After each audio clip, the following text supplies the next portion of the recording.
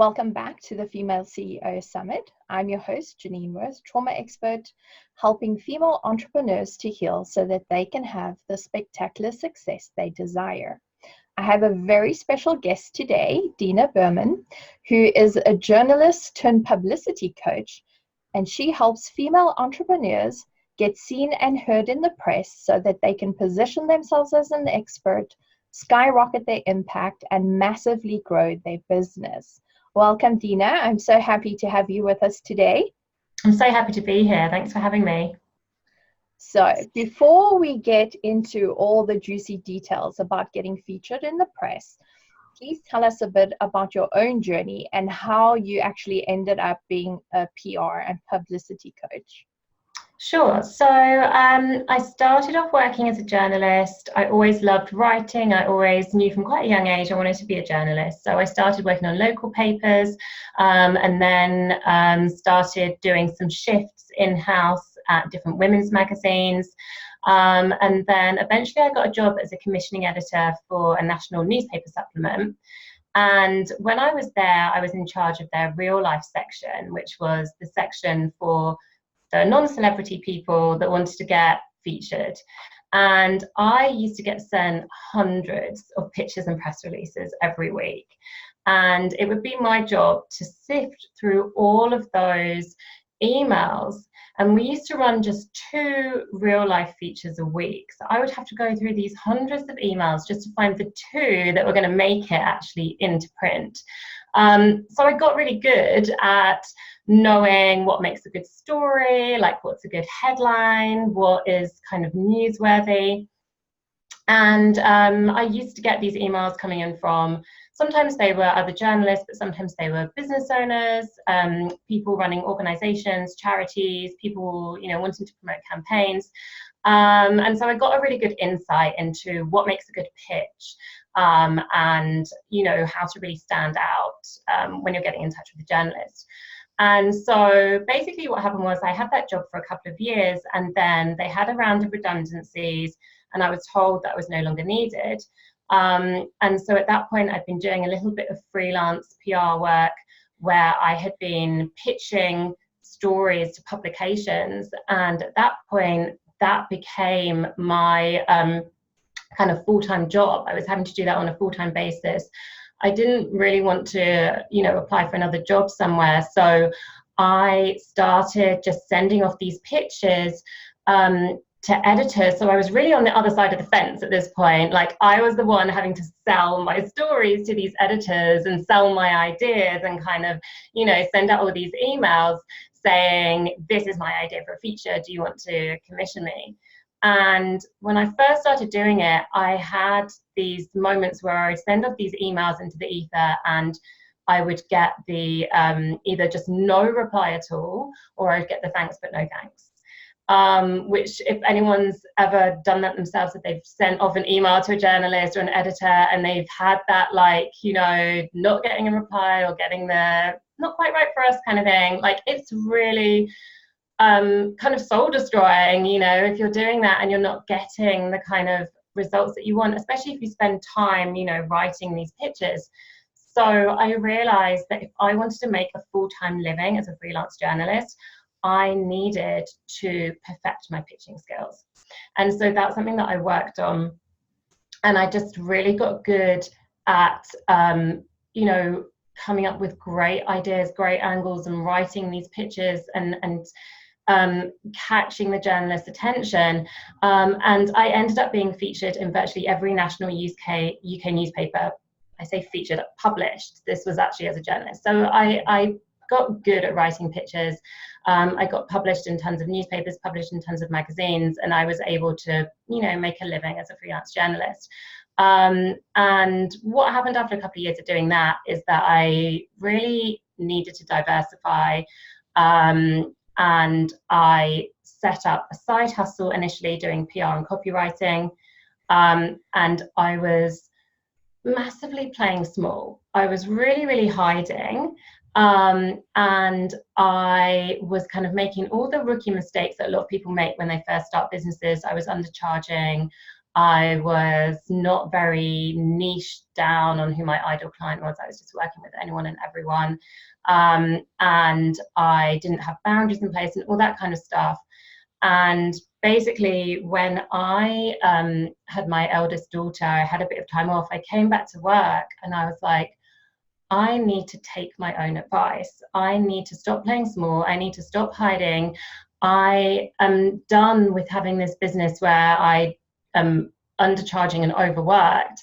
And I just had this renewed sense of purpose. And I was like, I need to own my expert status and own the fact that, you know, I am an expert when it comes to PR and publicity. I need to get more visible. I need to put myself out there. I need to stop playing small. And so that's what I did. I relaunched my business as a publicity coach because that was where my passion was. That's what I loved doing, working with other entrepreneurs to help them to do their own PR so that they can get featured and they can position themselves as experts. And so I changed the focus of my business to that. I put myself out there. I really owned my expert status and my business really took off from there. That's amazing. But it's amazing. It always amazes me, regardless of the industry, that you see the same patterns in people, in entrepreneurs, playing small, no boundaries, undercharging. So I'm glad that you realized that and that you could take your business to the next level. So what is the biggest misconception you've seen people have about getting featured in the press? I think a lot of people think that you need to already be quite well known or you need to have quite a big following to get good media coverage. And it's really not the case. I know we see a lot of people, especially in the online space, we see a lot of people that are kind of well-known names and influencers, and we see them getting media coverage and we kind of think, well, it's all right for them, you know, but it wouldn't work for us. And actually, I've worked with entrepreneurs that have no or very little kind of following. They're not well known, and I've helped them to get featured in places like Forbes and Entrepreneur magazine and, you know, national newspapers and magazines and things, because it really comes down to your story and sharing your story and sharing your expertise. And so it really doesn't matter the size of your following. If you have a big following, that's great. You can capitalize on that. But if you don't, that's also fine. You can still get really, really strong media coverage. And you don't need to be well known. You can be completely unknown and go out there and position yourself as an expert and be someone that gets really great media coverage. So I often see people, especially coaches and therapists and that sort of industry, when they get published, that they have like a nickname, like Get the Ring Coach or the Get Fully Booked Coach. How important is it to have a nickname when you're approaching the press? It definitely helps. And like the people that you mentioned, or even like other sort of household names, because you see people like the Millionaire Matchmaker or the Body Coach and those sorts of people. And that really helps them to position themselves and to become kind of well known for their thing. So if that is something that's a good fit for you, then definitely you can kind of adopt some kind of nickname. But what I would say about that is, like, sometimes, you know, there just might not be a name that feels aligned. Like, don't kind of force it. If there isn't anything that feels aligned, you can also just call yourself the, you know, whatever expert. You know, you can be the millennial women's dating expert, something like that, rather than having to have like a whole proper name. So if you've got something that feels good and feels aligned, then definitely use that. But if not, you can call yourself an expert in whatever it is that you do, and be quite specific about what you're an expert in, and I think that will really help. Okay. So what do female entrepreneurs need to know about doing their own PR? I think the main thing is, I always come at it from two angles. It's the mindset part and then the strategy part. So with the mindset part, it's knowing that PR can work for you, knowing that you know, you can put yourself out there as an expert, you can get featured in the press, even if you don't have a big following, you're not that well known, there's often a lot of fear around getting visible. And I think that's something that you work on with your clients as well, overcoming those fears. And I think that's such a big thing. So it's just knowing that if you have a fear of getting visible, that's fine and that's normal, but don't let that hold you back. So really working on that mindset part and knowing that often when we come up with reasons for not doing things like PR, they're just limiting beliefs that are holding us back. And so it's just kind of working through those beliefs and fears and worries about it and not letting them hold you back. So that would be the first thing. And then the second thing, from a strategy point of view, really looking at who's your ideal client and how can you use PR to get in front of them. That's really key. And not only that, but what are your goals when it comes to publicity, and how can you use PR, where can you get featured to hit those goals? So if you want to position yourself as an expert, if you want to really showcase your expertise, what are the publications that would be a great fit for you where you can share your expert opinions or your tips and your advice and that kind of thing? I love that, especially that's definitely one of the things that I see come up for my clients, is this fear of being visible, where they know what they have to do and what they're supposed to do, but they end up sabotaging themselves or their efforts because they have this subconscious belief that maybe they're not good enough, or who are they, that imposter syndrome. So I'm really glad that you mentioned that, because I think that can really hold people back from achieving or stepping into that expert status. Yeah, definitely. It comes up so much, and I think it comes up in a lot of areas of business, but with PR, it's such a big part of it, because you are having to really put yourself out there, which can feel quite scary. But the other thing is, you can do PR in a way that feels good to you. You don't have to go straight on to like being on TV. Like, you can write some guest blog posts, you can do some podcasts, you can write some expert comment, and you can really do it in a very aligned way. I completely agree with that. So before female entrepreneurs start looking for PR opportunities, what should they have in place? So I think there are a few things to have in place, and I want to just sort of give a little caveat to that and say that often people procrastinate when it comes to PR, and they put it off, and they'll say, I'm going to work on PR when I have my website finally perfected, or I'm going to do it when I feel like I'm at the weight that I want to be at, so that I feel totally and completely happy with my photos. And the thing is that we all know that, like, nothing is ever completely perfect. It's never exactly the right time. And so I think that definitely, like, get the things in place that you need to get in place, but don't let that be a reason to not do it. So definitely you want to have a website that you can direct people to, because when they're reading your article or listening to your interview, they're going to want to know more. And I always work with my clients to be very strategic with PR, so that if you're writing a guest blog post, or if you're being interviewed on the radio or on a podcast, you're directing people somewhere.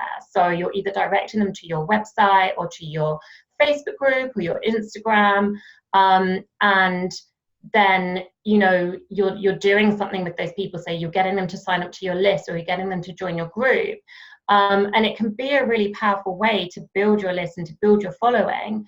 I had a client that gained 1,000 new Instagram followers like in less than a week from one article, because she directed people to that Instagram handle in her in the article. And I had another lady that like doubled her Facebook group in 48 hours because the guest blog post that she wrote linked to her Facebook group. So you want to have those things in place. So definitely the website, if you're getting in touch, especially with like national newspaper journalists or magazine journalists, they're probably going to want to check you out. So they are probably going to Google your name. And so you just want to make sure that like you've got just a straightforward website. And I think this is where sometimes people are like, it needs to be perfect.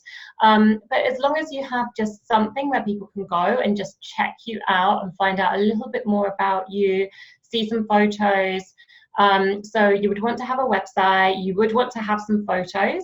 And this is another one where people are like, I don't like having my photos done, or I haven't got like, a professional shoot or whatever. So I think having like some decent photos is just good for business in general. So I would recommend getting some done. But if you're kind of not quite ready to get them done, you can get some nice photos on like most iPhones, or take like decent pictures, get someone to just take. One of my clients actually was updating her photos for a particular media opportunity, and she needed to get some quickly before she had the time to book in a shoot, and she got her son to take some pictures, and she just like did her hair and makeup. She looked great. She just got like some nice photos, and they were good enough to send to the journalist. Sometimes the journalist just needs to see a picture of you, and then they're gonna do their own photo shoot with you. So just know that like you're going to have some photos, so just have some photos ready. Doesn't need to be super fancy, just like some photos where there's like a couple of headshots, a couple of pictures maybe of you at work, or like more like action-y shots. Have your website, have your social media channels set up so that people can link to them. If you're on a podcast and then people are going to do show notes and they're going to want to link to all your different social media channels, you just want to have all of those in place so that you can easily give them to people. So those are the things that I would say from a more practical point of view, aside from the mindset part. I think having those things all in place. If you've got an opt-in also, that would be great. Again, it doesn't need to be like a big complicated fancy funnel. You could just have a very easy like one-page cheat sheet, stick it on your website, and then when people are coming to your website, they can download it, get onto your list, and then you're making the most of those opportunities where you've got those kind of active like eyes on your website. No, I love that. So Dina, what is the proper way to actually pitch a journalist? Okay, so I would say like 99.9% of journalists that I know prefer to be pitched via email. So I would definitely send an email with your pitch or your press release. A press release is really great if you've got some kind of announcement to make to the press. So if you have something like a new book that you've written or that's been published, if you're launching like an online directory or an app or something like that, if you have like an open day or an event, something like that where you want to really like make that announcement to the press, you can put together a press release. And so a press release is where you write it pretty much like a news report. You actually write it as though it could just be printed straight in a newspaper, really. So you write your headline, you write all your information, and you write it in the third person. You have some quotes in there as though the journalist has interviewed you. And I've had clients when they've done that, and it works brilliantly, especially for local press and regional press. Sometimes they will copy and paste it and literally just like print it in the paper as it is. So that can work really well. But aside from that, you want to write a pitch, which is where you are outlining your idea for a feature or a news article or a story. You're outlining the idea to the journalist or the editor. And so you definitely want to do that over email. You want to ideally get in touch with an individual journalist. And sometimes people, like maybe if you look on a website and you see there's an email address and it says, info at whatever, or, something generic. And the thing is with PR, there's always exceptions to the rule. So sometimes there is an exception to this, but on the whole, I wouldn't use the generic email addresses. I would actually email an individual journalist. And so you want to look for the journalist that is in charge of that particular section. So if you're doing something around beauty, it will be a beauty editor, or if it's fashion, a fashion editor, and you want to email that specific journalist and use their name in the email and really personalize it and tailor the pitch to them and to that publication. That lines up perfectly with my next question, which is, how do we separate a good pitch from the not so great ones? So I think the biggest thing for me that I used to see in terms of, the mistakes that people would make would be when someone just wants to promote themselves and they're just like trying to sell something. And so you've got to remember, especially with like newspapers and magazines, they they make a profit from advertising, and so they could just charge you money. If you just want to promote your business, they could just charge you money. Like, you could just pay for an advert in the magazine or the paper. So you've got to be always thinking, what value can I share with them that would actually make them want to run this and not have me pay money for it, if that makes sense. So if it's like a fair exchange where you're giving something of value and they're giving you amazing exposure, that's a win-win situation for you and the journalist. And so that's the kind of situation it always needs to be. What value can I bring? And the value might be a really inspiring story or some really amazing tips or advice or knowledge. That's going to be the value. And so when you're pitching to the journalist, you don't just want to sort of say, I'm doing this, write about it, or like, I've got this thing you can buy and it costs this much, can you do something about it? You've really got to like give them that reason to want to write about you. And so it's going to come down to, like I was saying earlier, it's kind of there's two sides of things that normally you want to focus on when it comes to PR. It's your story and your expertise. And more often than not, you're probably going to bring both of those things in. And so your story is going to be the thing that really, like, people talk about, like journalists talk about the human interest angle. And so that's your story. It really personalizes it. It really adds that interest. And that's going to be the thing that kind of gets the journalist interested in you. And then the expertise is like the value that you have to share, the knowledge, the tips, the advice, that kind of thing. And so if you can have those two elements in your pitch, you're going to be doing really well. And then if you make sure that you're personalizing it and really tailoring it to that particular publication, then you're going to stand out head and shoulders above most other pitches. There's a lot of people that really almost are like spamming journalists because people get very excited about their own business, and no one else is as excited as you are about your own business. And we're all like, we love our businesses are our babies, and we get so caught up in them. And actually, you've got to take a step back and think, okay, how can I make this interesting for someone else, like for the journalist, but also think about the readership, like what's the audience, or listeners or whatever, like what's the audience that's ultimately going to be reading this or listening to it? What are they interested in? Like, what can I offer that's going to be an amazing fit for them that they're going to love? Because also when the article comes out, you're going to have more success. So one of my clients did a first person essay for an online publication, and the publication was a really great fit for her because the audience was quite a niche audience that really matched up with who her ideal client is. And then the topic of what she wrote about is something that audience is super interested in.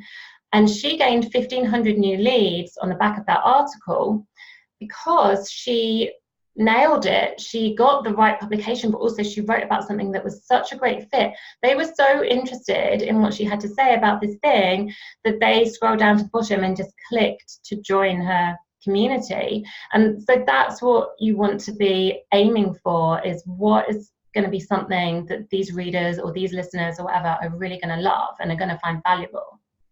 Okay, so could you maybe give us another example or a case study of one of your clients and how they've leveraged free publicity in their business?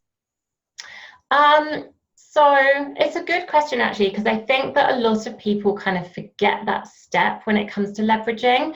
And sometimes you kind of focus on getting featured and writing the pitches and stuff, and then you get accepted, to be interviewed or featured or whatever, and you kind of think that that's the end of it, that's the final step. But actually the leveraging part is a really important part of it. And so that's where you really want to be sharing your article as widely as possible.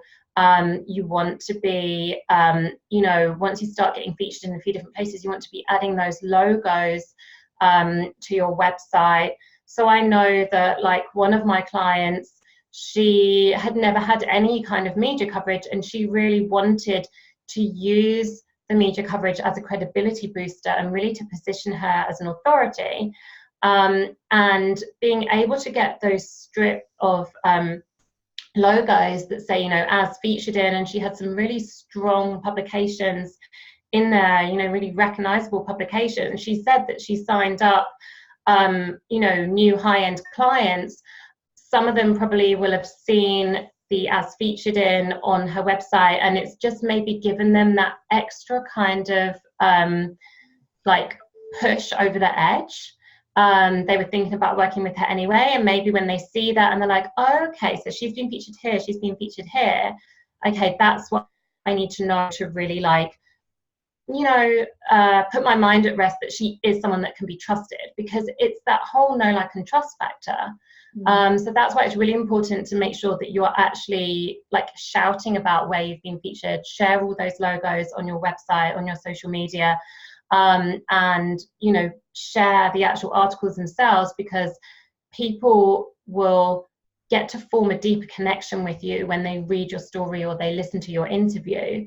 And so I've had people that have got in touch with me when they've heard me speaking on a podcast, because they've had that kind of insight into a bit more about me and how I work and my background, and that's made them, like, I remember one lady who listened to a podcast interview with me and then booked in a discovery call, rather than needing to go through however many steps it is normally where people need to follow you for a bit and get to know you and download your stuff. She went straight in for a discovery call because she was like, I heard you being interviewed and I got a real sense of you and how you work. And so if you make sure that you're kind of sharing all your interviews and your articles and everything like that after they've been published, you've got the new audience who are already following that publication and have that kind of they have that relationship maybe with the publication already. They trust that publication, and then they see you in there and they're like, oh yes, I want to know more about this person. But also it's really good for engaging your own existing network.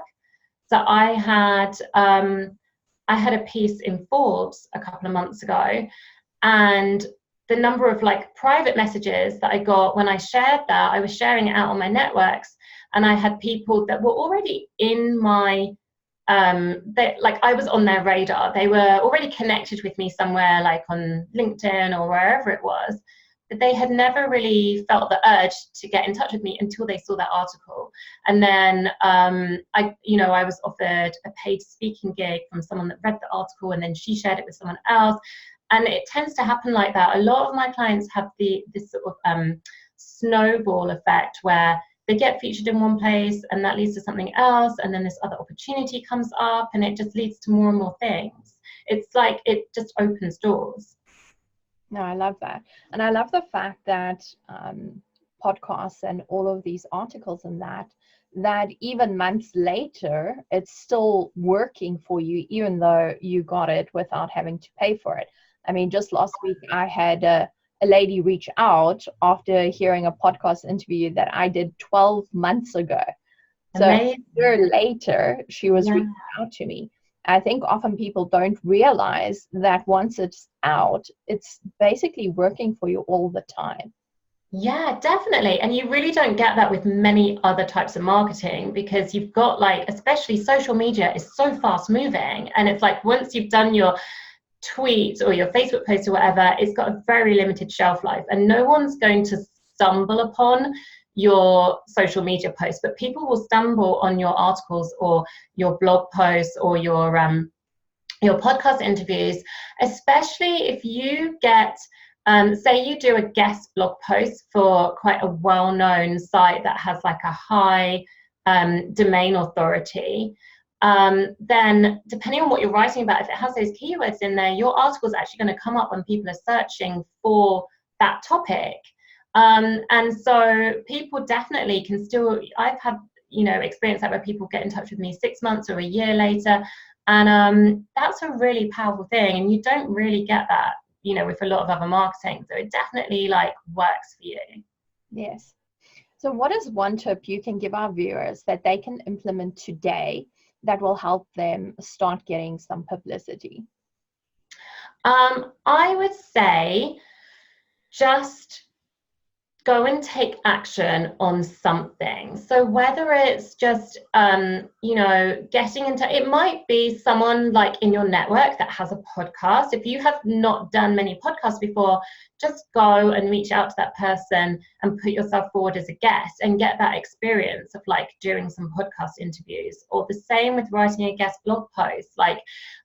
You could write, again, if you're really kind of starting from scratch and you haven't written much before, find someone even in your network who has their own blog, or do something Thrive Global is a great place to start. That's Arianna Huffington's blogging platform, and they have a ton of contributors, and you can pitch them on a whole range of different subjects. So somewhere like that is a really good place to start. So I would say just go and take some action, whatever it is. If it makes sense for you to get in touch with a local paper or a local radio station, just go and write that pitch, write that email and send it off, and just take the first step, because also the more you do it, the easier it becomes. You start getting more experience, and once you get coverage in one place, then you can share it with the other places that you want to pitch. And sometimes they'll say to you, can you send us a link for a guest blog post that you've already written, or a podcast that you've already been on. And so you want to just get those first few in there so that you have them to show to people. So I would say make the commitment to go and take action on one thing. Just pick one thing, a podcast, a blog post, whatever, and just go and do it. Yeah, I completely agree with that. Once, as you say, once you've done the first one and you have something to refer back to, it becomes so much easier. So what is one significant action that's brought about the most success in your own business? For me, I think it was probably having a mindset shift and really starting to own my expertise.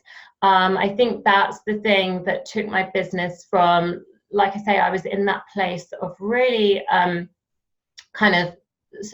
spreading myself too thin, undercharging, overworking, and playing small. And really, when I decided to step up and kind of own the fact that I'm an expert and put myself out there and not be scared, a lot of people, I think, feel like they don't want to blow their own trumpet, they don't want to come across as bragging. And I think especially women find that perhaps even more so than men, that we're brought up to be humble, and it's kind of not, maybe polite to kind of be talking about yourself and bigging yourself up. And actually, when you play small, you're doing yourself a disservice, but you're doing a disservice to those people that need to hear from you.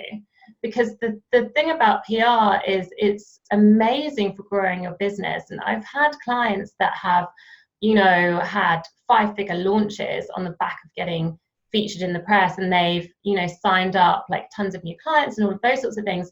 But actually, it's about reaching people and serving those people that need to hear from you. And PR, I think, is one of the most effective ways to do that, because it's such a powerful tool for getting in front of thousands or millions of people that need to hear from you. And I think that sometimes we make it all about us, and it's oh, but I don't feel comfortable doing that, or what will people think? I don't want people to think badly of me. And actually, it's not always about us. Sometimes it's about those people that need to hear from us. And if you're sharing a story that other people are going to read and think, oh my God, I'm so pleased I read that, because she has shown me that I'm not the only person going through that. She has shown me that there's a light at the end of the tunnel. That's an amazing thing to do. or whatever it is you're sharing. You're sharing your expertise, and someone's going to read that article and think, this is so helpful, like she's broken it down in a way that I really understand. And that's a really valuable thing. And I think we're all here because we want to help other people. And I think people kind of forget that aspect of it. And PR is just an amazingly powerful tool to really help you share your story and your knowledge. Yes. And I'm smiling at the whole claiming your expert's status, because that's something that my own coach and mentor said to me, because she's like, you've trained with like the best people in the world and you have these amazing transformations, but it's not as if somebody comes around and, okay, now you get your expert crown. You Yes. have to step up and own it. And especially as women, that does take quite a bit of courage, because you're like, well, what will other people think, or what? And if it's true, you just have to own it. And I think that's one of the biggest steps that people, when it comes to the whole mindset and, that blowing your own horn thing that you said, even it was a bit uncomfortable, because it's like, okay, but now what will everyone say? And yeah, but it's true.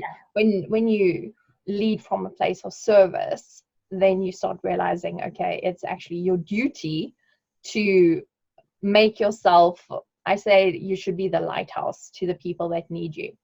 Yeah, totally. To do that properly, you need to put yourself out there. Totally. It's so true. And like, I think just sort of even, it is like, it's a mindset shift, isn't it? And just having that in your mind, it suddenly makes things feel a bit easier, because you're like, okay, now I know why I'm doing this.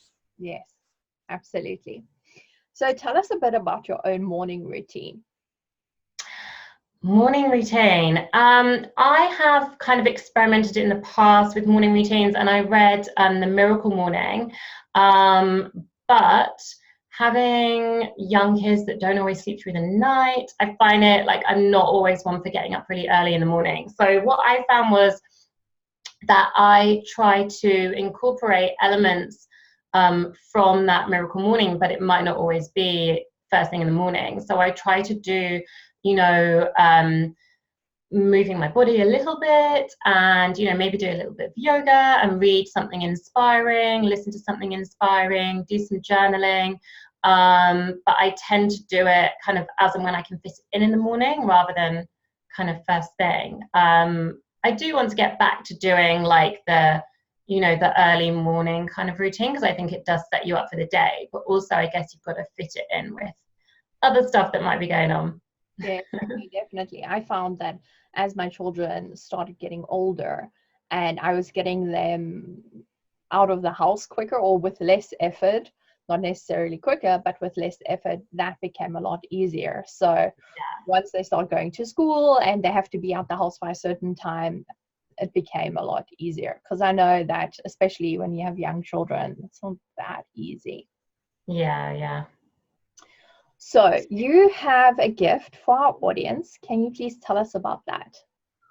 Yes, I'm really excited about this gift, actually. It is a PR and content planner, and it's basically a annual calendar, and it has over 100 prompts in there that you can actually use for your PR pitches, and you can use it also for your content as well. And it's just things that are happening throughout the year to give you that bit of inspiration of, okay, this is something I can pitch. And when you get in touch with a journalist, you really want to make sure that what you're pitching is relevant at that moment in time. Like there's a reason to pitch it at that moment. And so when you use the planner, it's going to give you that way to make sure that what you're pitching is relevant. And it's going to give you inspiration actually on what to pitch, because sometimes your mind can go blank when you're trying to think like, what do I write for a guest blog post, or what do I, pitch to a journalist? And so this gives you prompts for the entire year, and you can use it for your social media as well. I love that. So everyone that signed up for the summit is getting that. But you also have a special bonus that is just for our paying members who actually buy the summit. Can you tell us a bit about that, please? Yeah, so that's a self-study course called Publicity Prep School. And so actually it's interesting when you were asking me earlier about like what should you do to kind of prepare for media coverage. This is a 5-part self-study course. It's got 5 videos in it, and then it has some extra resources that goes with it as well. And it's to get you set up for success with PR. So it's really getting all those parts in place, and it's focusing partly on the mindset and partly on the kind of more practical kind of strategy stuff to get you set up so that you're going to be ready and set up to go out there and get media coverage. So it's kind of getting those foundational pieces in place so that you can get the best possible results with PR. Because I think sometimes people have a bit of a scattergun approach when it comes to PR or even marketing in general, where they're like, I'm going to try this, I'm going to try that, and there's no real strategy. So this just gives you those foundational pieces so that you can get everything in place, and it's going to give you the highest chance of having really great success with PR. That sounds amazing. So I encourage all of you to buy the summit so that you can also have this course. And as you all know, that Dina is an expert, so I'm sure that that's really going to help everyone get into that mindset and, you know, putting themselves out there and doing it in a way where they're actually going to get chosen. So it's not just all this worthless or tireless effort for nothing. Yeah, totally. Yeah. So you also have a Facebook group. Can you tell us a bit about that and the kind of content that you have in there? Yeah, so in the Facebook group, I run free trainings and challenges and things like that. It's for anyone who is a coach, consultant, a service-based business owner who wants to learn more about getting visible, getting publicity, positioning themselves as an expert.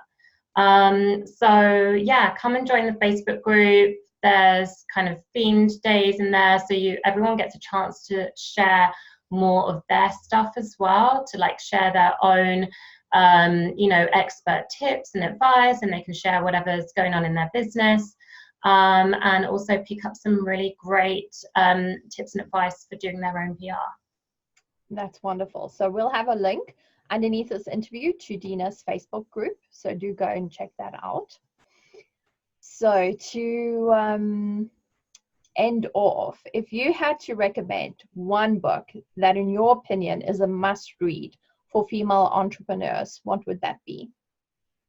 It would have to be Think and Grow Rich. It's one of those books that I've read a few times over, and there's so many nuggets in there.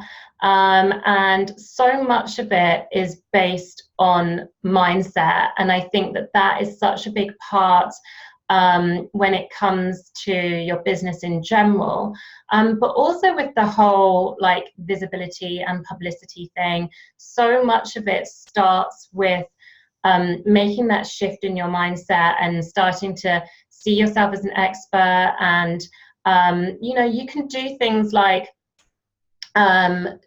creating vision boards of which publications you want to be in. Like I've had clients that have done that, and it's a really great way to kind of really get focused and know what you're aiming towards with PR, because it should never just be for the sake of it. Like I always want to see clients really using PR and leveraging it and helping to get their message out, but also using it to grow their business. And so Think and Grow Rich, I just think is such an incredible book for any business owner. Fabulous. Thank you so much. So what is the best way for viewers to reach out? If someone is watching this and they think they want to work with you, how can they get hold of you? So if you go onto my website, dinabehrman.com, I have a page. If you are interested in working with me and want to book in a call, you can go to dinabehrman.com/call. And there's a little application form to fill out on there. But other than that, have a look at my website, come over to my Facebook group, and